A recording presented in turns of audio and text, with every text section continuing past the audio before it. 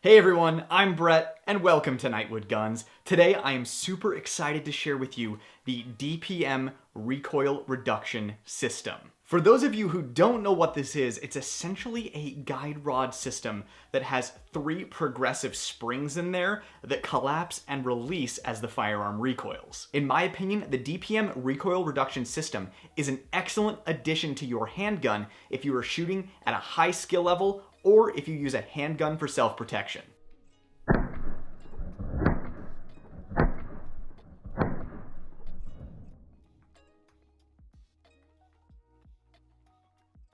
There are a couple of different kinds based on which firearm you get. There are captured versions that are just plug and play, and then there are more complex versions like this one for the Beretta, where you can tune it with plugs and springs to get the recoil impulse and return to battery that you desire based on the loads that you're shooting. So essentially the claim of this product is that it significantly reduces felt recoil, it gives you faster follow-up shots, and it protects your slide and your frame from premature damage or wear. But I got interested in this product when I started playing around with compensators and ports on guns and trying to get them to shoot as flat as I could, and a recoil reduction system sounds like it might be a good contender. Now let's just take a second to thank the user Joshua Maynor for making me aware of these products. I did my Radian compressor recoil spring and guide rod review, and I said I really liked that 13-pound spring return to battery, but I liked that 18-pound spring rearward movement of the slide, and if I could combine the two, the gun would have shot so much flatter, and I settled on the 15-pound spring. And then he chimed in the comments and said, isn't that basically what DPM recoil reduction systems do? Now I know this is going to be a problem, so to my YouTube manual reviewer, changing this out in your gun would be like changing out the shock absorbers in your car.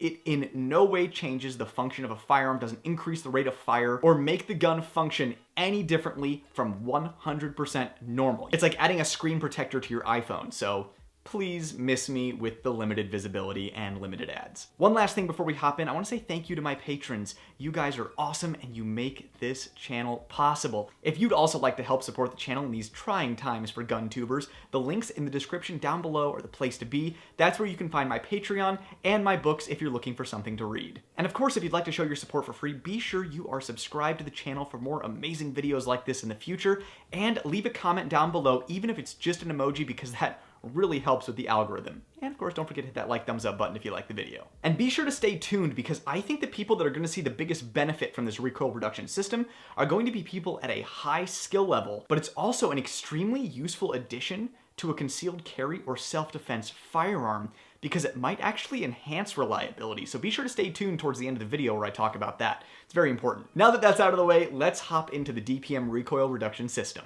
So first of all, if you don't know, the way this works is it is a 3-spring progressive system. So basically, as this thing collapses, the 3 springs in turn collapse to cushion the blow of that rearward movement. And then on the way forward, all 3 springs progressively open up, making sure there's enough force to fully return it to battery without slamming it home, causing the nose of the gun to dip. So the first claim with the DPM is that it significantly reduces felt recoil.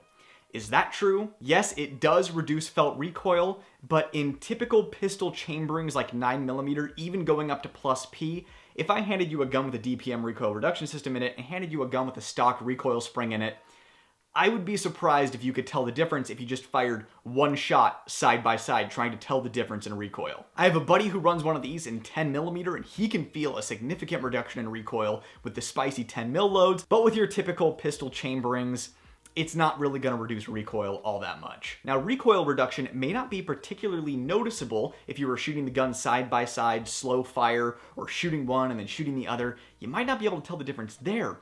Where this makes a significant difference is in rapid fire and follow-up shots. You may not even be able to tell in the footage whether or not one or the other has less muzzle rise, but you'll notice that I'm shooting it faster. And I didn't even realize I was doing that. I was just shooting as quickly as I could get my sights or my dot back, but I was shooting faster with the DPM recoil reduction system.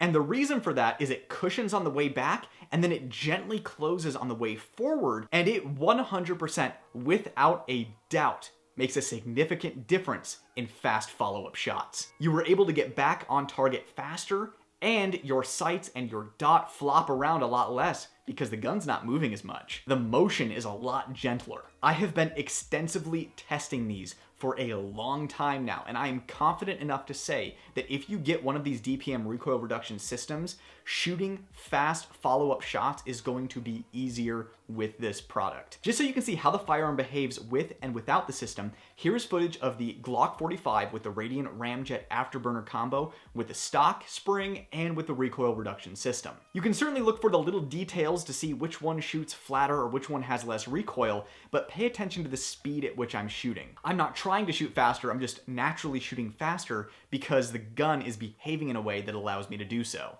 And for all of this testing, I had my wife install the recoil springs for me so that I would be shooting them blind so that I wouldn't accidentally put any kind of bias into my grip or stance or the speed at which I was shooting. So take a look.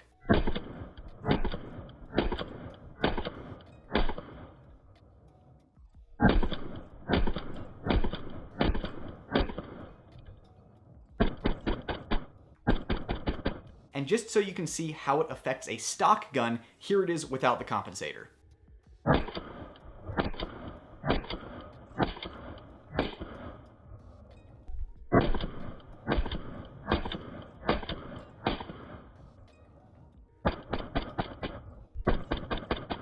Now, when I was testing it in the SIG P365, because it was my assumption that you put that in a smaller, snappier gun, it's probably going to make more of a difference.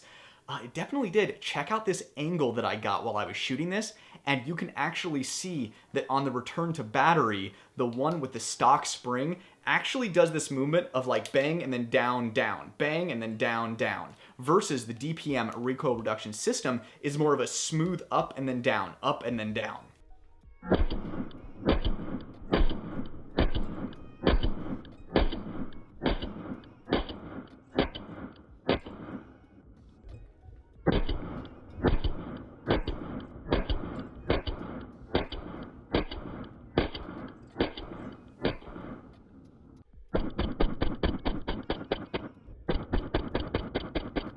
Now, the other gun that I tested is my Beretta 92G Elite from Langdon Tactical. I don't have that with me now. It is currently out getting a compensator and match grade barrel fit at Jarvis. For my upcoming compensators versus ports video, be sure you're subscribed to the channel to compare ports and comps for everyday carry. Now, while the uncaptured versions of a lot of these striker fire gun springs come with a little bushing that goes on the muzzle end of the slide where the guide rod goes, the Beretta DPM came with different length plugs that go in that slot that give you even more leeway to tune it with different springs.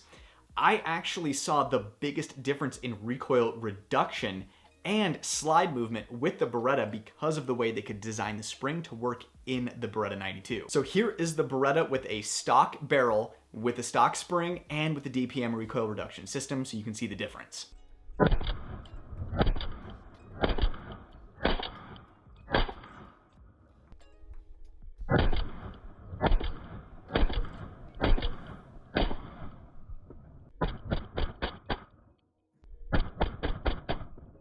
And here's the Beretta with this ported barrel with the stock spring and DPM.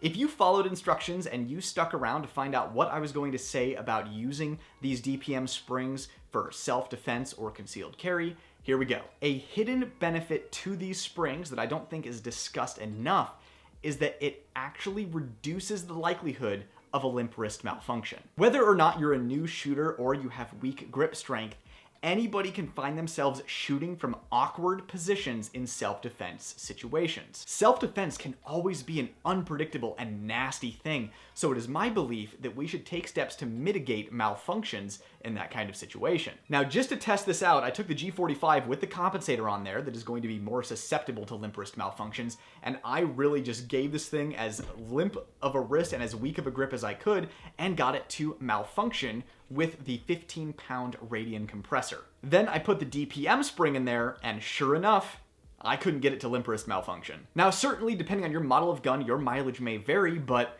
it definitely worked for me, and because of that, I recommend it for anybody who uses a handgun for self-defense. On top of that, if you're somebody who's looking for an advantage in rapid fire, whether that's for self-defense or competition, I 100% recommend the DPM Recoil Reduction system. The only negative with this system, since it actually enhances reliability, is its price. The price range of these systems vary from $70 to around $100 depending on which model you get for which firearm. The good news is they make these for almost every handgun on the planet. And something that if you're a subscriber of my channel you'll know that I've talked about in the past is the diminishing returns in adding stuff to your gun. Once you get beyond actual technique, talking about gripping the gun, pressing the trigger, all of that kind of stuff, and we start getting into things that you're putting onto and into your gun, you're going to be paying a lot of money for a little bit of gain, and this is definitely one of those things. You're going to see a little bit of performance increase, and in order to get that, you're going to have to pay what seems like a lot of money for just, a guide rod and recoil spring system. But once you start looking at the prices of like tungsten guide rods and stuff like that, the price on these doesn't seem too bad. So I would definitely recommend these systems for anyone who has all the actual technique stuff down and wants a little bit of a performance boost in shooting very quickly while maintaining tight groups. I would also recommend this for anybody who is looking to mitigate the chances of a limp wrist malfunction in a self-defense encounter on your carry gun or on your home defense handgun. But I would not recommend this product for anybody who doesn't just burn it down at the range or in competition or intend on shooting extremely quickly in a self-defense situation. If you're more of a methodical shooter and you're like pop, pop, pop, you're not going to see any benefit from this unless you're shooting something like 10mm. But if you're somebody who shoots at more of a cadence like pop, pop, pop, pop, pop, pop, pop, pop, pop, pop, pop, pop, pop, pop, pop, pop, pop, pop, that's when the recoil reduction system is going to make a difference in your performance. Overall, these things are really cool. I'm honestly surprised that I hadn't heard of them until good old Joshua chimed in the comments. So thanks again for making me aware of the product. I know I'm gonna get a question about how do I order these things. Their website is international. Well, you can order directly from their website and it'll ship internationally from Athens, Greece. But if you're stateside like me and you don't want to deal with international shipping, there are dealers online that sell DPM products. So it's just a Google search away. Or DuckDuckGo if you want to feel like you're doing your part. But yeah, guys, I would put these in any handgun that I own, happily and gladly. I would take them over a stock spring, and I would take them over just any standard spring that is just one single weight. I mean, these things, it's the best there is as far as a guide rod spring system you can put in your handgun. If along the way you forgot to subscribe to the channel, hit the thumbs up like button or leave an emoji or a comment down below, now is your chance to help support the channel by doing that. And don't forget to check the links in the description down below if you're looking for an awesome short novel to read written by yours truly, or if you would like to more directly support the channel on my Patreon. Thanks so much for checking out the video. It was so great seeing you guys again, and I'll see you in the next video. I'm Brett, and this was Nightwood Guns. Nightwood out.